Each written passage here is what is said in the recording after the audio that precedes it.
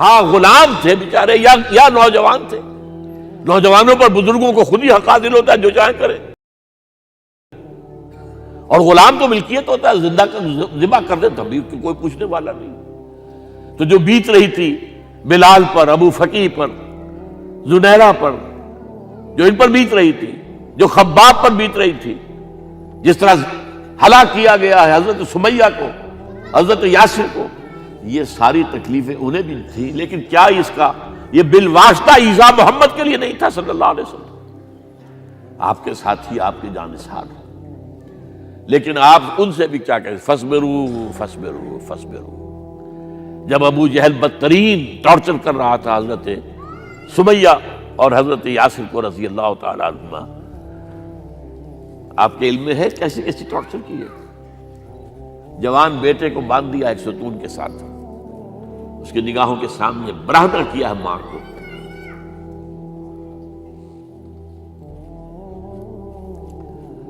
ہاتھ میں ایک مورتی ہے. جب تنگ آ گیا، ستا کر تنگ کر کے مار مار کے حضرت سمیہ ٹس سے مس نہیں ہو رہی.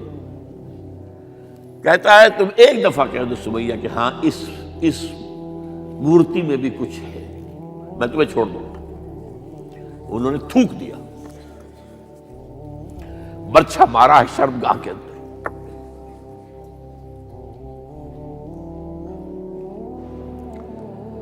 کتنی تکلیف پہنچی ہوگی حضور کو. لیکن آپ گزر رہے. اصبروا یا آل یاسر فإن موعدکم الجنہ.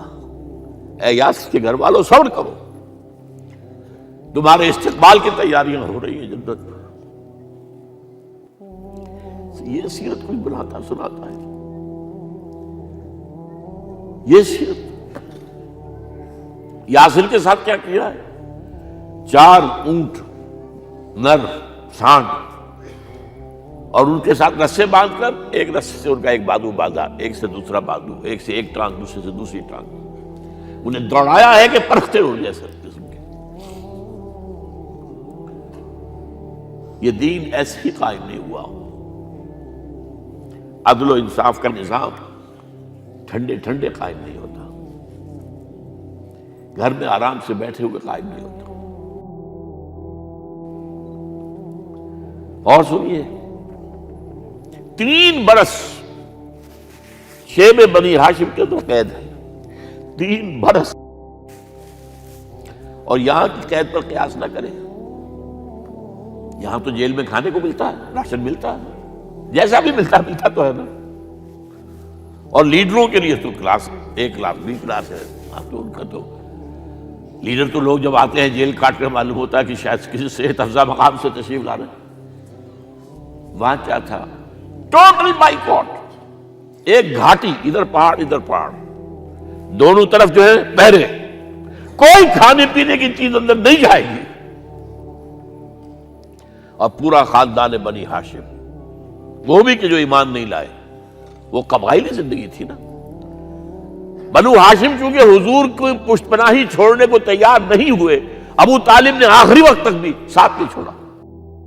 ہاں آخری وقت کے قریب ایک بات ہو گئی تھی. ایک مرتبہ تو ہوا کہ وفد آیا ہے قریش کا کہ اپنے بھتیجے کو روک لو، وہ ہمارے معبودوں کی توہین کرتا ہے. ابو طالب نے بلایا اور آپ سے کہا کہ یہ کچھ اپنے رویے کو بدلے. آپ نے فرمایا چچا جان، اب تو چاہیے میرے ایک ہاتھ پر سورج اور دوسرے پر چاند رکھ دے، میں اپنے اس مشن کو چھوڑ نہیں سکتا. یہ ہے استقامت. اور ابو طالب کے عین انتقال کے وقت جو معاملہ ہوا، جب وفد آیا ہے کہ ٹھیک ہے اب ہمارا جو ہے صبر کا پیمانہ لبریز ہو گیا ہے، اب ٹھیک ہے آ جاؤ میدان میں، تم بھی ساتھ چھوڑنے کو تیار نہیں ہو. ابو طالب نے بلایا اس کو، بھتیجے مجھ پر اتنا بوجھ نہ ڈالو جو میں برداشت نہ کر سکوں.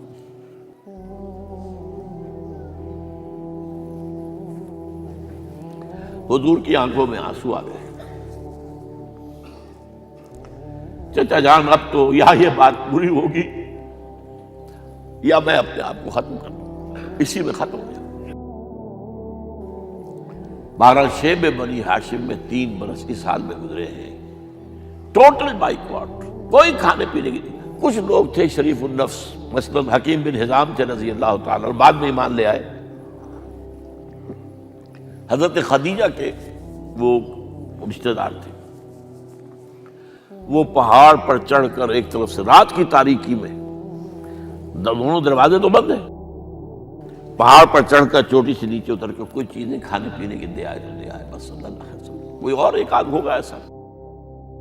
یہاں تک نوبت آئی ہے کہ بنی ہاشم کے یہ پھول جیسے بچے معصوم بھوک سے بلبلا رہے ہیں، اور اس کے سوا کچھ نہیں ہے کہ سوکھے چمڑے ابال کر اس کا پانی ان کے حلق میں ٹپکا دیا جائے۔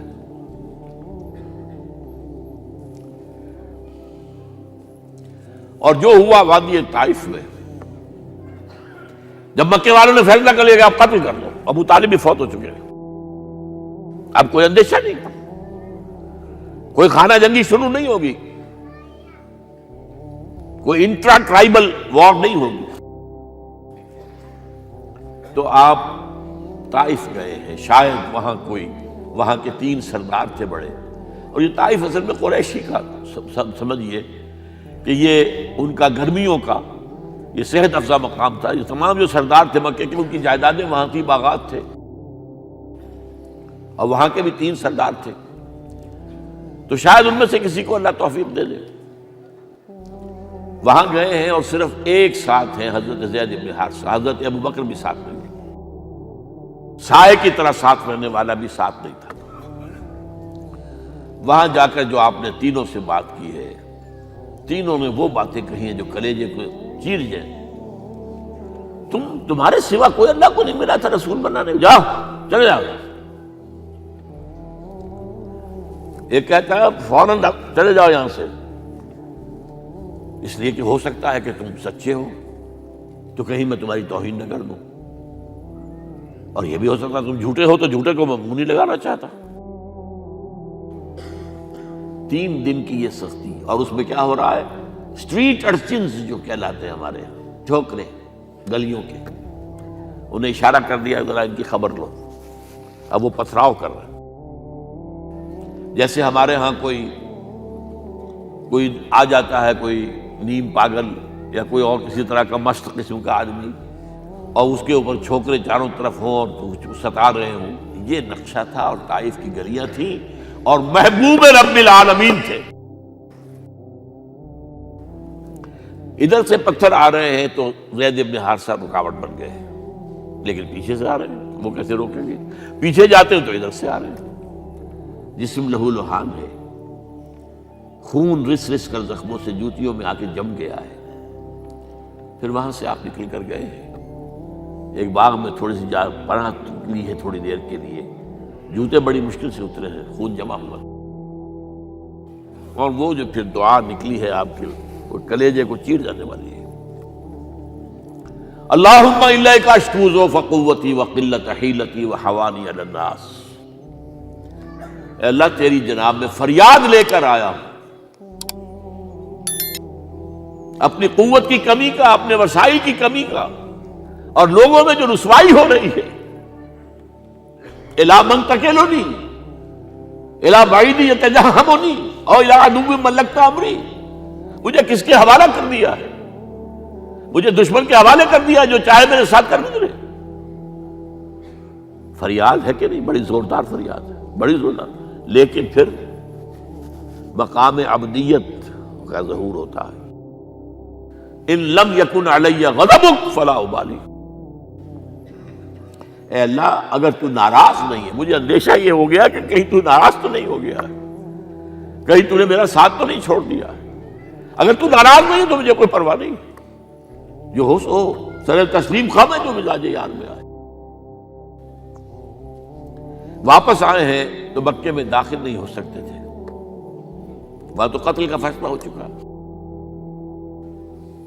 باہر ہی آپ نے ڈیرا لگایا، زید بن حارثہ کو بھیجا، فلاں شخص کے پاس جاؤ کہ تم اگر امان میں لے لو محمد کو تو محمد آ جائیں، تمہیں تو میری یہ پوزیشن نہیں ہے، میں قریش کے مقابلے میں امان نہیں دے سکتا۔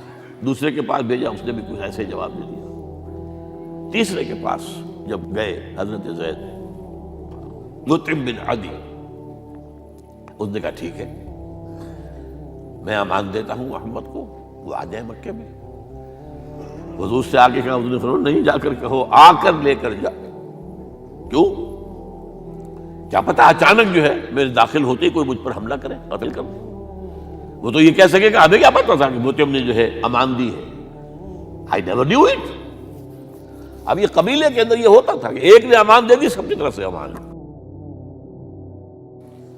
لہذا حضور نے فرمایا آ کر لے کر جاؤ۔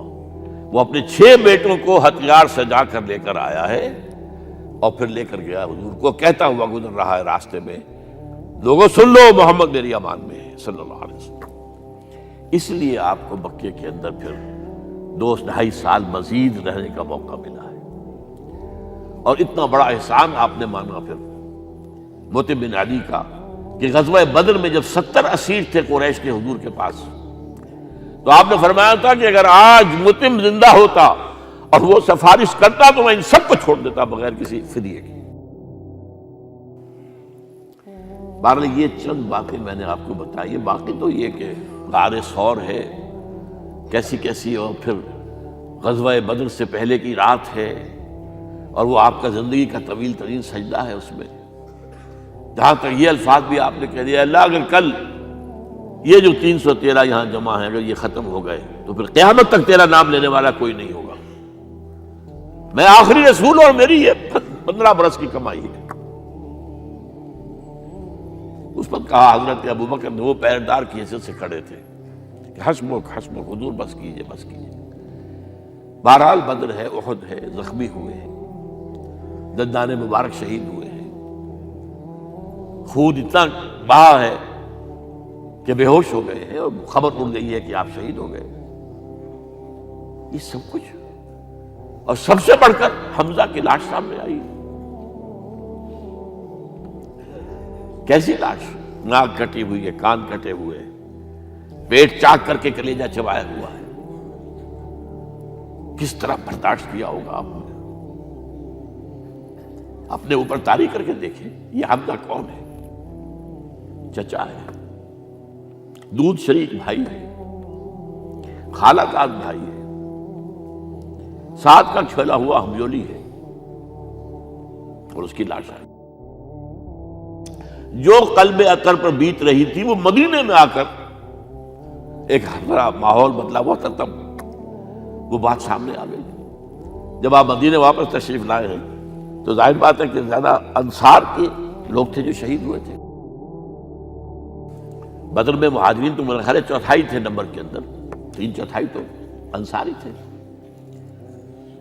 اسی طریقے سے احد کے اندر معاملہ ہے، تو مختلف گھروں سے عورتوں کے بین کرنے کی آوازیں آ رہی تھی، اس لیے کہ اس وقت تک بین کرنا حرام نہیں قرار دیا گیا تھا، ممنوع نہیں تھا۔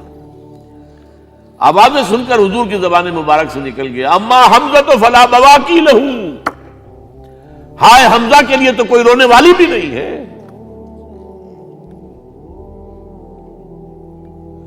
اس پر پھر صحابہ نے، انصار نے اپنے ہاں کی خواتین کو حضرت صفیہ کے ہاں بھیجا، وہ سگی بہن تھی، وہاں انہوں نے جا کے بھی تعزیت کی بہن کی۔ غزوہ احزاب کا آپ نے سن لیا، اسوہ رسول پر نہ معلوم کیا کیا باتیں چیز لوگوں میں مشہور ہو گئی ہیں۔ اسوہ کا لفظ آیا کہاں ہے قرآن میں؟ سورہ احزاب میں۔ وہ اسوہ کیا تھا؟ جب خندق کھودنے کا فیصلہ ہوا ہے تو خندق کھود رہی ہے، حضور بھی لگے ہوئے ہیں، بھاری بھاری پتھر اٹھا کر کندھے پر لا کر باہر پھینک رہے ہیں، پتھریلی زمین تھی، ایک پتھر کسی سے ٹوٹا نہیں تھا، تو حضور نے جو ہے 3 دفعہ جو اس کے اوپر ضرب لگائی تب ٹوٹا ہے۔ لیکن یہ کہ کئی دن کے فاقے ہو چکے تھے، کھانے کو کچھ نہیں، پورا محاصرہ تھا، 12,000 کا لشکر گھیرے ہوئے،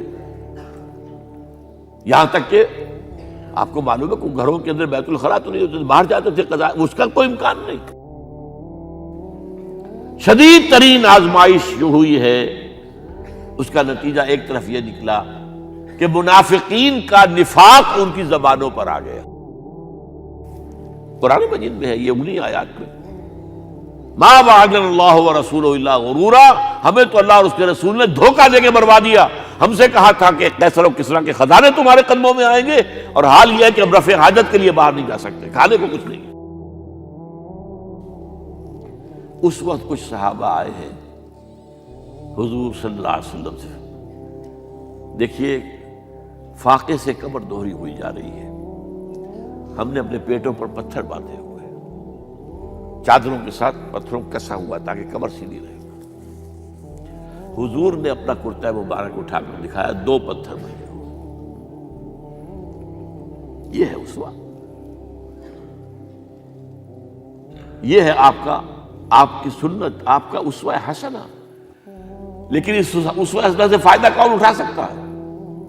لقد کان لکم فی رسول اللہ اسوۃ حسنۃ لمن کان یرجو اللہ والیوم الآخر وذکر اللہ کثیرا۔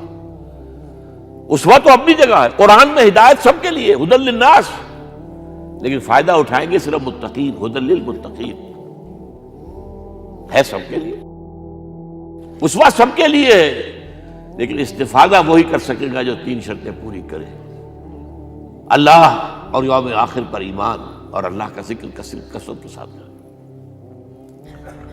بہرحال یہ میں نے آپ کے سامنے اس حوالے سے رکھا ہے، یہ اسوہ جو ہے حضور کا، یہ ہم پر اتمام حجت ہے۔ دیکھیے نوٹ کیجئے، پوری نوع انسانی پر اتمام حجت، اسلام کا نظام عدل اجتماعی جو قائم کر کے دکھا دیا، حجت قائم، اسے انگریزی میں کہتے ہیں اٹس ڈویبل، کیا جا سکتا ہے، یہ کام ہو سکتا ہے، اس لیے کہ زمین پر قدم بقدم چل کر یہ انقلاب آیا، محنت سے آیا، مشقت سے آیا، ایثار سے آیا، قربانیوں سے آیا، تکلیفیں جھیل کر آیا، صبر و مصابرت سے آیا، استقامت و مقاومت سے آیا۔ یہاں پر معجزوں کی کار فرمائی نہ ہونے کے برابر ہے۔ یہاں دھوپ سے بچانے کے لیے کوئی اللہ نے صاحبان نہیں دیا، ظل اللہ علیکم الغمام، اور بھوک سے بچانے کے لیے من و سلوى نازل نہیں ہوئے۔